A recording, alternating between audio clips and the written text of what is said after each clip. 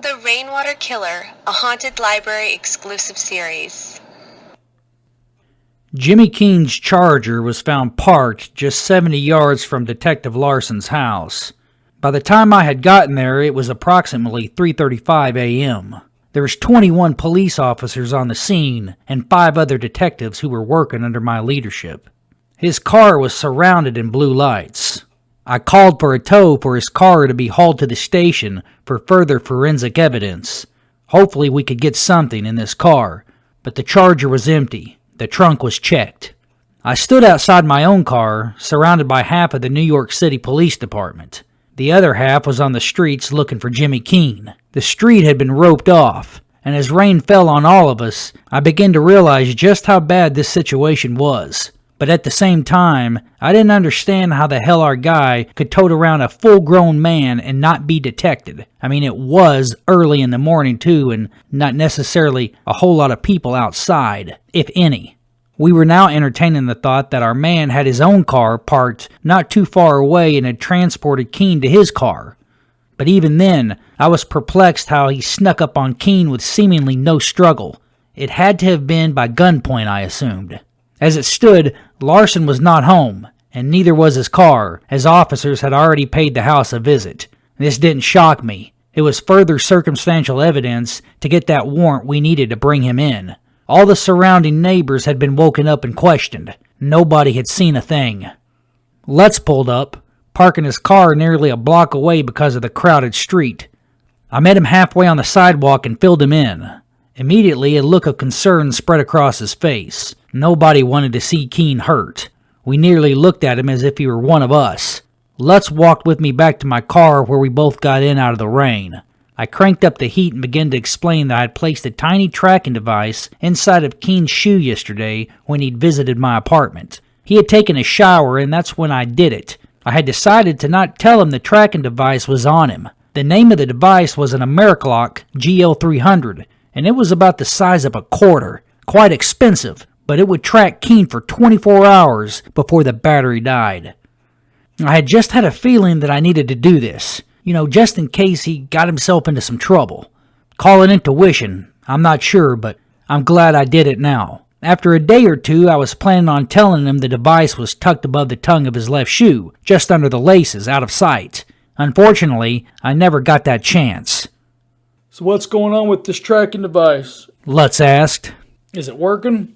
I'm trying to get this damn GPS app to track it. It's not working. Seems to not want to pick up the device. I guess it's a possibility the device could have been detected by our guy or Keen's shoes are off. Hell, I don't know. I played around with my app a few more minutes, trying to get it to work. The rain may have been interfering with the signal too. So far, it had not picked up anything, which was pissing me off. Every minute counted at this point, especially in a kidnapping. What about the device in the car? Is it still there? Yes, it's still under the steering column, but he was too smart to take Keen's car, obviously. But it was worth a try, Lutz said sleepily. It was a great idea to track him personally in an article of clothing he wore, such as his shoe. It's a hell of a job. Well, that's if I can get this damn thing to connect, I replied, growing more frustrated by the minute. Nothing on dispatch that would alert us to Jimmy? Nope, I muttered, not yet. Just then an officer knocked on my window, nearly causing me to jump out of my seat. I rolled it down. What's up, Daniels? Sir, Larson's car has been spotted heading eastbound on Lehman Road. Edwards just seen it and called it in. Told dispatch it appeared there might have been an occupant in the front passenger seat. We're on it.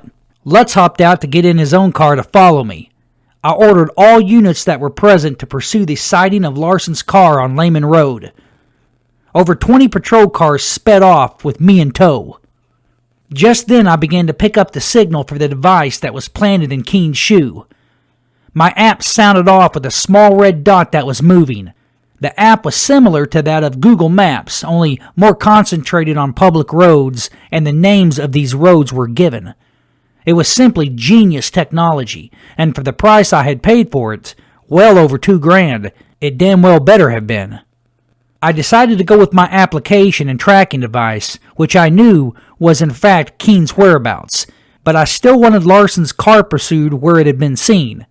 Keene's location on my app was not the same location where Larson's car was spotted. I radioed half of the officers to redirect their positions and follow my patrol car. I was driving west on Weddington Road, which led in the direction to Jerusalem Road where the app said O'Keene was. The red dot slowly moved away from Jerusalem Road, heading out of town. I was now nearly out of Manhattan and headed into uncharted territory that I had not visited thus far. The surroundings were wooded and became more secluded from the hustle and bustle of town. I mashed on the accelerator and hit the cherries, signaling everybody to get the hell out of my way. All pursuing units did the same. I looked in my rearview mirror to see a sea of blue and red lights behind me. When you're fighting for justice and trying to apprehend a killer and save somebody's life, there is no fear involved. It's all adrenaline.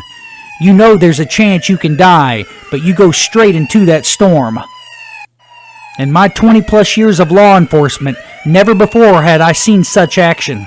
I had already chased a phantom blindly into a dark patch of woods, barely to escape at his mercy. I had escaped an explosion from a house with no seconds to spare, and now I was hot on the trail of the killer with half of the force of NYPD behind me. But as my patrol car pushed 70 miles per hour on a straight stretch with all available units behind me, I had no idea just what kind of storm I was leading us all into until it was too late.